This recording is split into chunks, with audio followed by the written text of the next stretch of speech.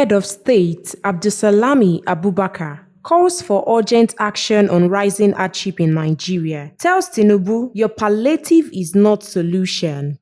In a stark warning, former Nigerian Head of State General Abdulsalami Abubakar has voiced grave concerns over the country's deepening economic crisis. Speaking from his residence in Minna, Niger State, Abubakar described the situation as getting out of control. The former leader painted a grim picture of widespread hardship, with many Nigerians struggling to meet basic needs. He noted that citizens find it increasingly difficult to afford 3 meals a day, citing rising transportation, fuel, and education costs as significant contributors to the economic strain.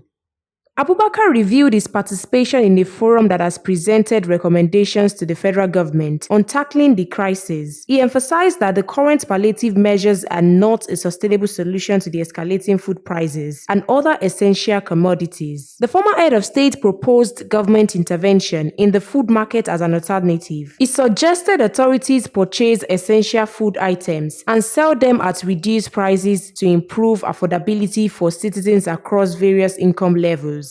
Addressing the planned #EndBadGovernance demonstration on October 1st, Abubakar called for peaceful protests. He recalled the unfortunate violence and looting that marred previous demonstrations and urged citizens to avoid such destructive actions. These statements came during a meeting with the Campaign for Democracy and Human Rights Leadership. The organization's leader, Abdullahi Mohammed Jabi, congratulated Abubakar on his recent birthday and sought his support in appealing to the federal government to address the economic crisis.